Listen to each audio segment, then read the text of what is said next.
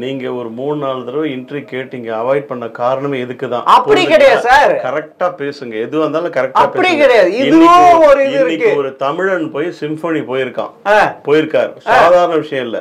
அந்த சிம்பனி போறதுக்கு ஏறக்குறைய 80ல இருந்து 120 பேருக்கு மேல இருப்பாங்க. ஆமா, அது எனக்கு தெரியாதா? நீங்க என்ன கேக்குறீங்களா? சரி, இப்ப நான் கேக்குறதுக்கு பதில் சொல்லுங்க சார். சொல்லுங்க. அதே இளையராஜா தான் இப்ப சிம்பொனியில வெஸ்டர்ன் போட்டிருக்காரு. அப்பனா ஏஆர் ரஹ்மானுக்கு வெஸ்டர்ன் சரியா தெரியாதுன்னு ஒத்துக்கலாமா? இளையராஜா அந்த இன்ஸ்ட்ருமெண்டேஷன்லாம் நல்லா தெரியும், அது எப்படி வாசிக்க தெரியும், எப்படி டியூன் போட வரணும், அதுல இருந்து எப்படி அந்த ஒலியை வாங்கலான்ட்டு தெரியும். இன்டர்வியூக்கு ஓகே பண்ணலாமா வேணாமா, இல்லை இப்போ ஒரு மனம் மாறி இருப்பார் இவர் ஹாஸ்பிட்டல் போயிட்டு இப்போ வந்து எல்லா ட்ரீட்மெண்ட்லாம் எடுத்து நல்லா வந்துருப்பாருன்னு பார்த்தேன். இப்போ முழு நேரம் மென்டல் ஆகிட்டீங்க. நீங்கள் கோச்சிக்காதீங்க, கொஸ்டின்லாம் வேற மாதிரி போயிட்டு இருக்கு. திருப்பி அதே கான்ட்ரவர்சியில் இருக்கீங்களே, ஏன் சொல்றது? அப்படி ரஹ்மான் இளையராஜாவோட கீழே தான். போதுமா? முடிச்சுட்டேன். என்னது?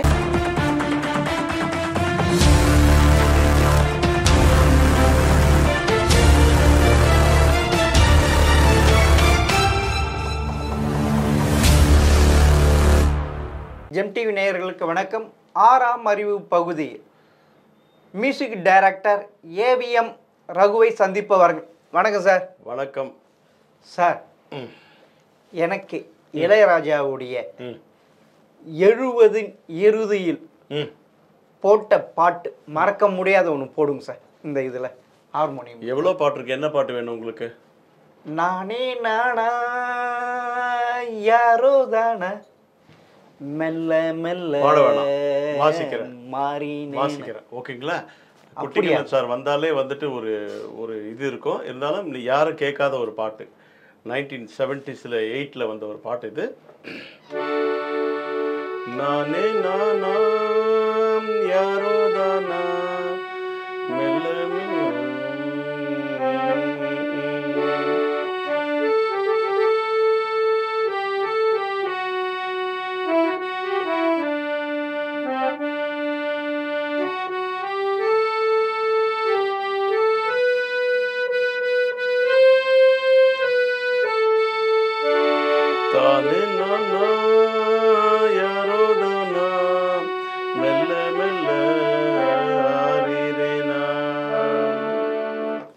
சார். எனக்கு ஒரு சந்தேகம். சொல்லுங்க. எதுக்கு இது வச்சு கட்டி நழுவுறீங்க? ஏன்னா இப்ப இருங்க சார், ஆதி காலத்து இது சார். இது இப்பெல்லாம் எங்கேயோ போயிடுச்சு, ஃபாஸ்ட் போயிடுச்சு, ஏஐலாம் வந்துருச்சு, எலக்ட்ரானிக். எங்க ரகுமான் பாருங்க, கழுத்துல மாட்டிக்கிட்ட எலக்ட்ரானிக் கீபோர்டு அப்படியே வாசிக்கிறார். சரி, அதே மாதிரி அதுல இருக்க உயிரோட்டம் இதுக்கு இருக்கா, இதுல இருக்க உயிரோட்டம் அதுல இருக்கா? உயிரோட்டம் இதுல தான் இருக்கு. அது டப்பான்னு சொல்ல முடியாது. அது வந்து எலக்ட்ரானிக் இன்ஸ்ட்ருமெண்ட்.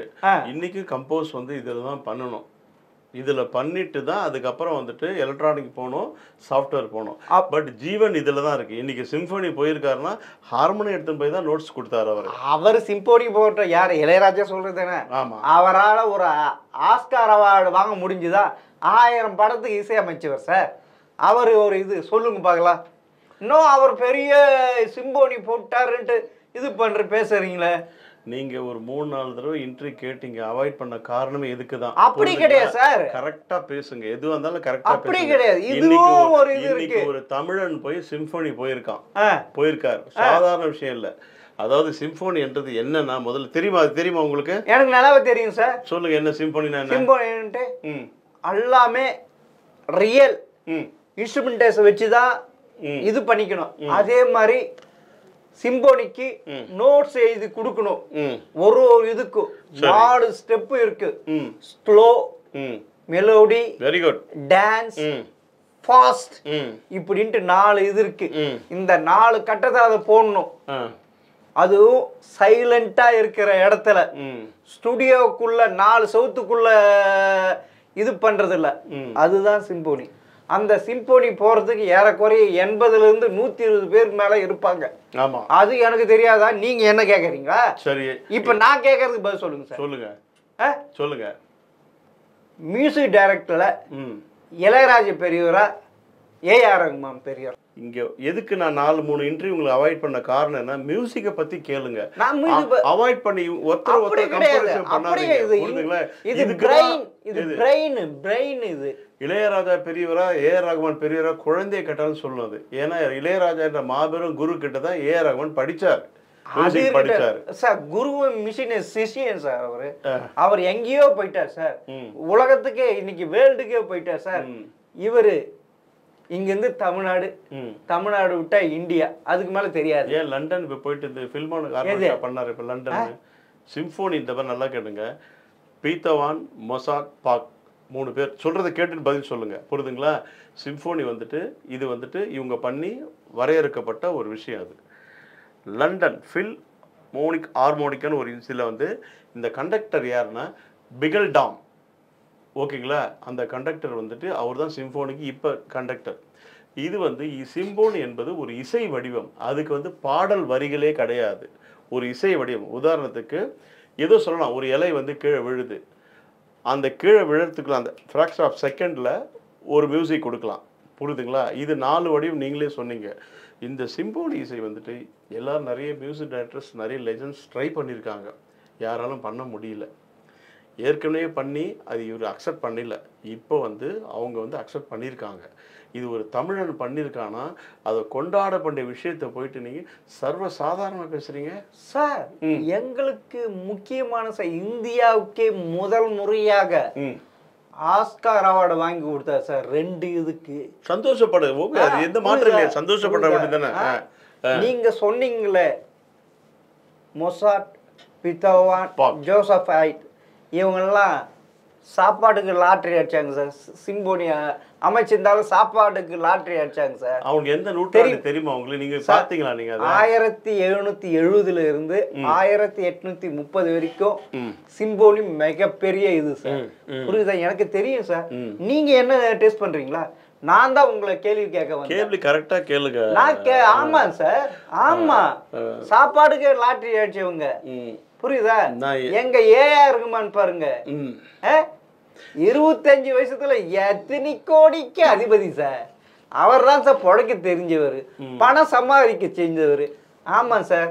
அவருக்கு இளையராஜா விட அதிகமான இசை அறிவு இருக்குதுனால சீக்கிரமா உலகம் புலமா புகழ் பெற்றாரு. அதுக்கு என்ன சார் சொல்றீங்க? நான் பல தடவை யோசித்தேன் இந்த இன்ட்ரி. ஏன்னா நிறைய மீடியாக்கள் இப்போ வர ஆரம்பிக்கிறாங்க. உங்களை பல தடவை யோசித்தேன். சரி, நீங்கள் கண்டினியூவாக வந்துட்டு என்னை வாட்ச் பண்ணீங்க, அதனால தான் சொன்னேன். திருப்பி அதே மாதிரி கொஸ்டின் தான் கேட்குறீங்க. இதில் வந்து நான் என்ன சொல்கிறேன், இசையை பற்றி கேட்க எவ்வளோ வேலை இருக்குது சார். சிம்போனி பற்றி கேட்க ஏன் கம்பேரிசன் பண்ணுறீங்க நீங்கள்? அப்படி கிடையாது சார், அப்படி கிடையாது. இப்போ இந்தியாவில் இப்போ உலகத்துல ஜாம்புவான் ரகுமான் சார். சந்தோஷம். நீங்க வந்து இளையராஜாவோட கம்பேர் பண்ணாதீங்க. அவர் 1000 படத்துக்கு இது பண்ணலாம், புரியுதா? அவரால் ஒரு ஸ்டுடியோ ஓனா இது பண்ணி ஏவிஎம்ல இருந்து தெத்தி விட்டாங்க,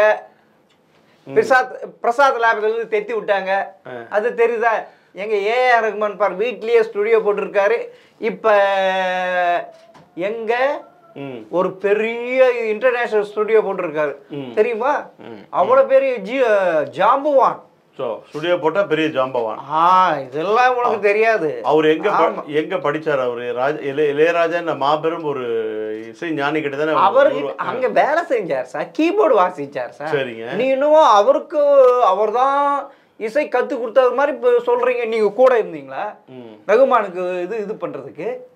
நான் பார்த்துருக்கேன். அதாவது அவர் நோட்ஸ் கொடுத்து இவங்க வாசிப்பாங்க, எல்லாருமே நான் வச்சுங்க, இவர் எல்லாம் வாசிப்பாங்க. மூல காரணமே ராஜா தான்.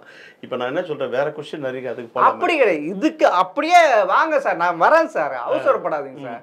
சொல்லுங்க சார். இதுக்கு 2 பேரும் தமிழர்கள், 2 பேரும் நம்ம நாட்டை சேர்ந்தவங்க. இப்போ எஸ்பெஷலி இந்தியன்ஸ் இல்லாமல் 2 பேரும் தமிழ்நாட்டை சேர்ந்தவங்க. 2 பேரும் நம்ம பெருமைப்பட வேண்டிய விஷயம் தான். புரியுதுங்களா?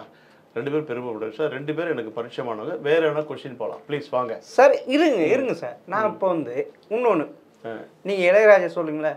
இப்போ வந்து இளையராஜா கிட்ட ஒரு சுச்சுவேஷன் ஒரு இது சொல்லிட்டா அவர் மனசில் இருந்தது அப்படியே நோட்ஸ் எழுதிடுவார். ஆமாம், என்னது இசைக்குறிப்பு எழுதுவார். இது வந்து ஏஆர் ரஹ்மானுக்கு இருக்கா இந்த அறிவு? இப்பதான் ஏஆர் ரகுமான தூக்கி பிடிச்சிங்க. இப்போ அப்படி கிடையாது சார், இருங்க சார். நான் எப்படி காலம் நான் ஜேர்னலிஸ்ட், எப்படி காலம் தூக்கி பிடிப்பேன், கீழே போடுவேன், அதெல்லாம் நீங்க கேட்க. நான் கேட்கற கொஸ்டின் நீங்க பதில் சொல்லி ஆகணும். ஜேர்னலிஸ்ட் லூசுத்தனமா கேள்வி அப்படி கிடையாது சார், உங்களுக்கு அப்படி கிடையாது. இது அறிவுபூர்வமான தனம், புரியுதுங்களா? தூக்கி வைப்போம், கீழே இறப்போம், கீழே வச்சு தூக்கி வைப்போம். இப்ப இதுக்கு வந்துட்டேன், சொல்லுங்க. நீங்க ஒரு 4 வாரமா இன்டர்வியூ கேட்டீங்க, பல தடவை யோசிச்சேன். இன்னைக்கு ஏன்டா ஒத்துக்கிறேன்னு நான் யோசிக்கிறேன் நான். ஓகேங்களா? 2 பேரும் நோட்ஸ் எழுதுவாங்க, 2 பேரும் டியூன் போடுவாங்க, 2 பேரும் கம்போஸ் பண்ணாங்க. உலக மக்கள் அக்செப்ட் பண்ணிட்டாங்க. அதாவது 90ஸ்ல ஏஆர் ரகுமான் வந்த பிறகு கொஞ்சம் கொஞ்சமா அவர் இளையராஜாவுடைய அப்படியே குறைய ஆரம்பிச்சது. அப்ப என்ன தெரியுமா சொன்னாங்க? ஏஆர் ரகுமான் வெஸ்டர்ன் மியூசிக் போடுறாரு, அதனால்தான் அவருக்கு நல்லா தெரியுது, இளையராஜாக்கு தெரியல, அதனால்தான் அவருடைய மார்க்கெட் டவுன் ஆகுதுன்னு சொன்னாங்க சார். இல்லை, இப்போ ராஜா இன்னும் இருக்காரு, 82 வயசில் இன்னும் பண்ணிட்டு தானே இருக்காரு. கையில் 9 படம் வச்சுருக்காரு, தெரியுங்களா உங்களுக்கு? இன்னும் பண்ணிட்டு தான் இருக்காரு. மார்க்கெட் எங்கே டவுன் ஆகுது? இன்னும் அவர் இப்போ சுற்றி ஈமைக்கிற மாதிரி தானே உங்களை மாதிரி மீடியா சுற்றிட்டு இருக்கு, எல்லாமே பண்ணிகிட்டு இருக்கு. இவர் சிம்பனி போய் பெரிய சாதனை பண்ணியிருக்காரு. ஒரு 2ஆம் தேதி தமிழ்நாடு கவர்மெண்ட்டு அவருக்கு பெரிய ஒரு பாராட்டு நடத்துது. இது இல்லாமல் மேலே வந்து இட்டாலி எல்லாமே லைவ்ல இது பண்ண போறாங்க சார். இதே சிம்போனியே பின்ன தெரிஞ்சு நீங்க கேக்குறீங்களா? சிம்போனியை இது பண்ண போறாரு. ஆமா, தெரிஞ்சு எல்லாமே கேக்குறீங்களா? அப்படி கிடையாது சார், இப்படிதான் மாத்தி மாத்தி கேட்போம். அதெல்லாம் நீங்க பதில் சொல்ல வேண்டியது உங்க கடமை. இல்ல, கான்ட்ரோவர்சியா கேட்காதீங்க, நல்ல கொஸ்டின்லாம் கேளுங்க. இப்ப கேட்டேனே, இப்ப கேட்டேனே.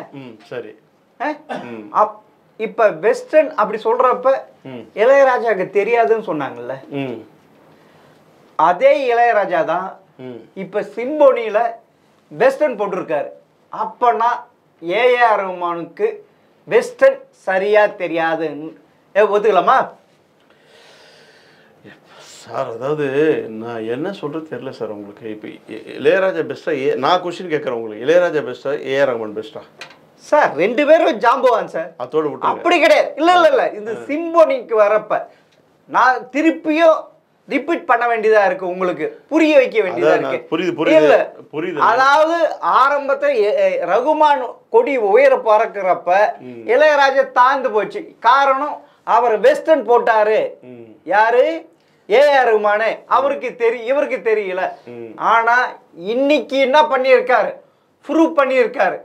வெஸ்டர்ன், அதாவது லிரிக்ஸ் இல்லாம வெறும் மியூசிக்கா தான் அதுல சிம்போனி போட முடியும்.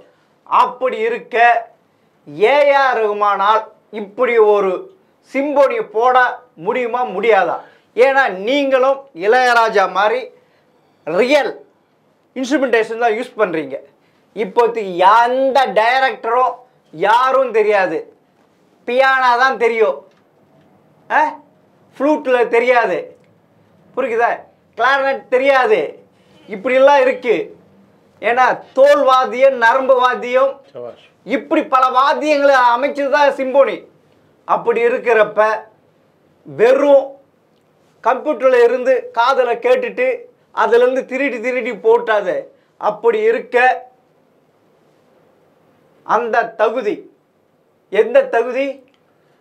சிம்போனி அமைக்கும் தகுதி ஏஆர் ரகுமானுக்கு இருக்குதா இல்லையா?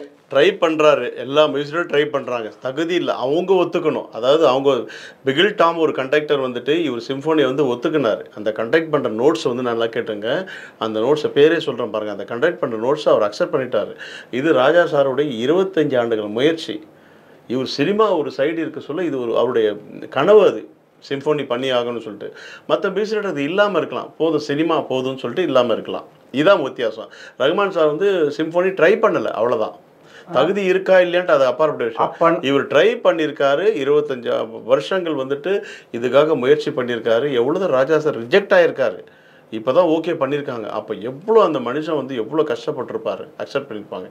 இதான் வந்து, மற்றபடி இதை வந்து யாரும் திறந்தாச்சு பேசக்கூடாது சார், யாரும் திறந்தா பேசக்கூடாது. அதாவது திருப்பியும் அதே பழமொழி தான் சொல்கிறேன், கழுதுக்கு எங்கே கற்பவாசம் தெரியும் மாதிரி இந்த ரியல் இன்ஸ்ட்ருமெண்டேஷன்லாம் ஏஆர் ரகுமானுக்கு சரியாக தெரியாது. அதனால் அவரால் சிம்போனி போட முடியாதுன்னு சொல்கிறேன் நான்.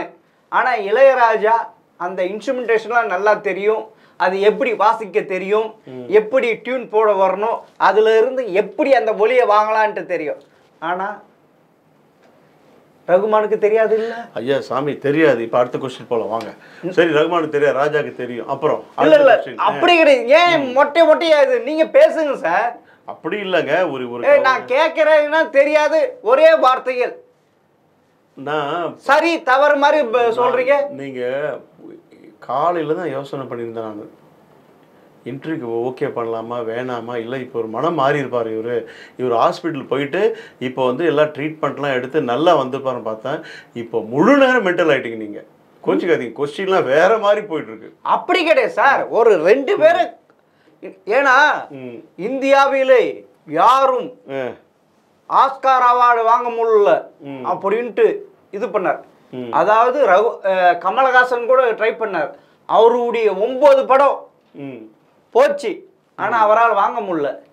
ஆனா இவர் வாங்கி இந்தியாவுக்கே பெருமை சேர்த்தாரு, தமிழகத்துக்கு பெருமை சேர்த்தாரு, ஒரு தமிழனுக்கு பெருமை சேர்த்தார். அது பெரிய இது. ஆனா அதை விட சிம்போனி எவ்வளவு பெருசு. உண்மை உண்மை. சொல்லுங்க சார். அவர் முடியாதுன்னு சொல்ல முடியாது சார். அவர் அதுக்கு முயற்சி பண்ணல, அவ்வளோதான். முடியாதுன்னு சொல்ல முடியாது, முயற்சி பண்ணல, அவ்வளோதான். இவர் வந்து முயற்சி பண்ணார், 20 ஆண்டுகள் முயற்சி பண்ணார், சக்ஸஸ் பண்ணார். அவர் முயற்சி பண்ணல. ஸோ நீங்க சொல்றத பார்த்தனா நான் கேட்குறேன். இல்லை இல்லை, நீங்க சொல்றத பார்த்தனா ஏஆர் ரஹ்மான் பணத்து பின்னாடி ஓடினாரு, இளையராஜா மியூசிக்கே தன் உயிர்ன்ட்டு கட்டின்னு அழுவினாரா? நான் என்ன சொல்றேன்னா, ஏன் ரஹ்மான் சார், ஏன் மற்ற மியூசிக் டைரக்டர் யாரும் நீங்க அப்படி கிடையாது. இப்ப இருக்கிற இந்தியாவில் மிகப்பெரிய மியூசிக் டைரக்டர் இவங்க தான் எடுத்துக்க முடியும். அதனாலதான் தமிழகம் கொண்டாடுகிறது. இளையராஜாவுக்கும் ஏஆர் ரஹ்மானுக்கும் ஒரு வித்தியாசம் என்ன? ஏஆர் ரஹ்மான் குறைந்த காலத்தில் எங்கேயோ போயிட்டாரு. இவர் இன்னும் 1000 படம் போட்டு கூட பெருசா டப்பு பார்க்க முடியல சார். அதாவது நான் என்ன சொல்றேன்னு தெரியல. அதாவது அந்த டாபிக் பற்றி எவ்வளோ மியூசிக், அதான் மியூசிக்ல வர கொஸ்டின் இருக்கு, எவ்வளோ இருக்கு, எவ்வளோ சேனல்ஸ் வந்து இப்போ நிறைய பேர் வந்து கேட்குறாங்க, நிறைய கொஸ்டின். நான் உண்மையில் குட்டி கண்ணன் சார் வந்துட்டு மாறிட்டு இருப்பாரு. ஏன்னா அவனை கோச்சுக்காதீங்க, நீங்கள் கேட்டு ஒரு 4-5 இன்ட்ரு அவாய்ட் பண்ணிட்டேன். சரி, நல்ல கொஸ்டின் கேட்பார், பார்த்தா திருப்பி அதே கான்ட்ரவர்சியில் இருக்கீங்களே, ஏன் சொல்றது? அப்படி கொஸ்டின் ரகுமான் இளையராஜாவோட கீழே தான் போதுமா? முடிச்சிட்டேன். என்னது? எல்லாத்துலயும் இளையராஜாவோட ஏஆர் ரஹ்மான் கீழே தான் போதுமா? அப்படிங்களா? ஆமா ஆமா சார். இப்போ வந்து சிம்போனியில ஒரு மெலோடிஸ், ஸ்லோ, ஆமா, டான்ஸ், ஃபாஸ்ட், வெரி குட், இப்படி 4 கட்டமா இருக்கு.